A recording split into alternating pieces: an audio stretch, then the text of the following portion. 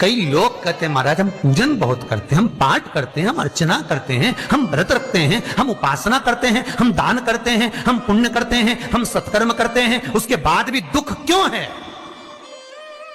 हम पूजन तो कर रहे हैं।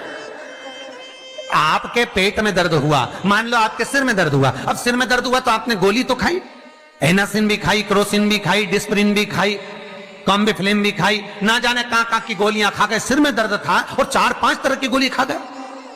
तुमने जब तो गोली खा ली और गोली खाने के बाद तुम्हें थोड़ा सा असर भी हो गया, पर इतनी गोलियां जो खाई है तो बाद में रिएक्शन तो करेगी, कुछ तकलीफ तो देगी, कुछ गर्मी तो करेगी, बीपी शुगर ऊंचा नीचा कर सकती है, आपने पाई। उसी तरह मंत्र, माला, पाठ, जप, अनुष्ठान फल कब देते हैं और फल कब नहीं देते, ये शिव महापुराण की उमा संहिता कह रही है। शिव महापुराण का उमा खंड, पार्वती खंड को अच्छे से पढ़िए तो उसमें बताया है, उसमें वर्णन किया है। हम पाठ करने बैठे, इतनी बड़ी पोथी लेके लोग बैठ जाते हैं, पहले राम रक्षा स्तोत्र पढ़ लिए, फिर ये पढ़ लिए, गीता जी का अध्याय पढ़ लिया, ये पढ़ लिया, ये चालीसा, दुर्गा चालीसा, शिव चालीसा, तांडव, ये वो, ये मंत्र जप लो, वो मंत्र जप लो, फिर कोई महाराज बता गया, वो मंत्र जप लो, फिर कोई महाराज बता गया, वो मंत्र जप लो, ये वाला देवता ला के अलमारी में रख लो। इतनी बड़ी पूजन की अलमारी, बस इतनी बड़ी, ज्यादा से ज्यादा होगी तो इतना बड़ा पूजन का घर, कमरा, उसमें इतना सारा देवता, रामेश्वर गई तो उनको ले आई, जगन्नाथ जी गई तो उनको ले आई, द्वारका गई तो उनको ले आई, वृंदावन गई तो उनको ले आई, महाकालेश्वर गई तो उनको ले आई, सारा देवी देवता वहीं बैठा, पितृदेव, ये देव, कुल देवी, शंख देव, घंटी देव, दिया देव, सब उसी में, गणेश जी, शंकर जी, हनुमान जी, राम जी, सब भरा पड़ा। और पूजन करने सुबह से आई, सुबह से इतनी सी शक्कर लाई कटोरी में, इतनी सी शक्कर कटोरी में, भगवान को नहला धुला के कटोरी धर दी। इतनी बड़ी अलमारी में सारा देवता ऐसा कसा कसाया बैठा है, सारा देवता। और तीर्थ करने फिर गई तो गणेश जी शंकर भगवान से बोले, पिताजी फिर जा रही है। शंकर भगवान बोले, बेटा खसक के बैठो, फिर पकड़ के लाएगी किसी को, खसक के बैठ, फिर लाएगी किसी, फिर ले आई, फिर रख दिया।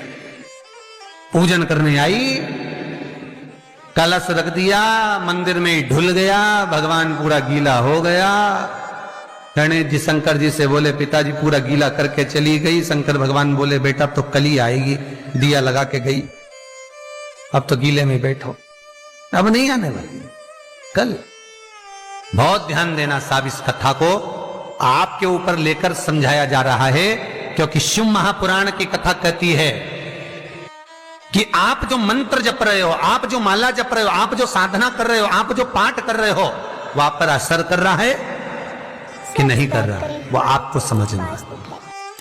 राम रक्षा स्तोत्र का पाठ करो तो पहले हनुमान चालीसा पढ़ो, फिर राम रक्षा स्तोत्र करो। शिव चालीसा, दुर्गा चालीसा, गणेश चालीसा, हनुमान चालीसा, गायत्री चालीसा, इन 4-5 चालीसा को एक साथ कभी नहीं पढ़ना। एक चालीसा यदि आपने पढ़ ली है शुरू में, तो पाठ पूरा होने के बाद जब उठने की तैयारी हो तब दूसरी चालीसा पढ़ दो, बाकी की चालीसा भले आप बाद में पढ़, पर एक साथ 4 चालीसा का पाठ नहीं होना चाहिए। महाराज पाठ करने बैठे हो, किसी एक मंत्र की माला जप रहे हो, ओम नमः भगवते वासुदेवाय जपा, या शंकर जी का मंत्र जपा, या गुरु का मंत्र जपा, या ये मंत्र जपा, या वो मंत्र जपा, उस मंत्र को जपने में बीच में कुछ गैप होना चाहिए। एक साथ रट्टा मार, पहले ओम नमः भगवते, ओम नमः भगवते, श्रीमन्नारायण श्रीमन्नारायण, ओम नमः शिवाय, ओम नमः शिवाय, फिर ये जप लो, वो जप लो, और पूरा पाठ सपाट सब खलास, वो श्रेष्ठ नहीं। कुछ देरी की कोई वस्तु, कोई भोजन आप बनाकर लेकर गए हो, कोई पकवान आप बनाकर लेकर गए हो, कोई फल लेकर गए हो, यदि शिवलिंग पर वो पकवान, वो मिठाई, वो फल टच हो गया तो वो खाने के योग्य नहीं रहता, वो घर पर लेकर मत आना, मंदिर में ही छोड़कर। यदि भोजन, पकवान, मिठाई, शिवलिंग यहां पर है और भोजन का भोग तुमने इतनी दूर से लगाया है, फल इतनी दूर रखा है, वो शिवलिंग पर टच नहीं करा गया है, तो उस प्रसाद को, उस फल को आप पा सकते हो, उसको खा सकते हो। पर जो शिवलिंग पर टच हो गया, फिर वो केवल नंदी, श्रृंगी, भृंगी, प्रेतों का, भूतों का, आहूतों का भाग होता है। प्रेत, भूत, आहूतों का भाग, वो फिर खाने योग्य नहीं है। हां, यदि नर्मदेश्वर महादेव हैं, नर्मदा जी के जल से कोई शिवलिंग प्रकट हुआ है, नर्मदा जी के जल से, कोई कंकर से, नर्मदा के जल से अगर कोई शिवलिंग प्रकट हुआ है, उस शिवलिंग की स्थापना कहीं पर है या आपके घर में है, तो उसको कुछ भी टच हो जाए वो पा सकते हो, पर बाकी के शिवलिंग को स्पर्श किया हुआ नहीं पा सकते। केवल एक नर्मदेश्वर महादेव नर्मदा के जल से प्रकट हुए। कई लोग पूछते हैं ये सांप है कौन, ये सर्प है कौन, तो उसको बताओ, ये भगवान शंकर के गले में जो एक सांप पड़ा हुआ है, ये भगवान विष्णु हैं। और शंकर भगवान के सिर पर जो जटा में सांप दिखता है, वो हाथ में सांप बंधे रहते हैं, वो दो हाथों में, कमर पर, सिर पर, केशों पर जो सांप 5 नजर आते हैं, वो तो बताओ, ये शंकर भगवान की 5 लड़कियां हैं, जया, विषहरा, शामली बारी, दो तली और देव। ये 5 लड़कियां भगवान शंकर के इर्द गिर्द घूमती हैं, आस पास भ्रमण करती हैं, सभी ये शिव की बेटियां भगवान शंकर के साथ भ्रमण करती हैं।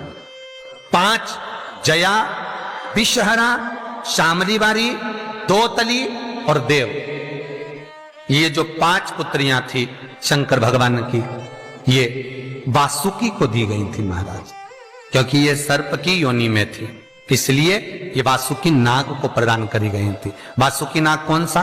जिसने मंथन कराया। वासुकी नाग कौन सा? जिसके फण पर पूर्ण पृथ्वी विराजमान है। वासुकी नाग कौन सा? जो निरंतर देवताओं के हित के लिए कार्य करता रहता। एक पान के पत्ते के ऊपर मात्र पान जानते हो, वो खाने वाला जो पान करता है उसका पत्ता, पान के पत्ते के ऊपर जो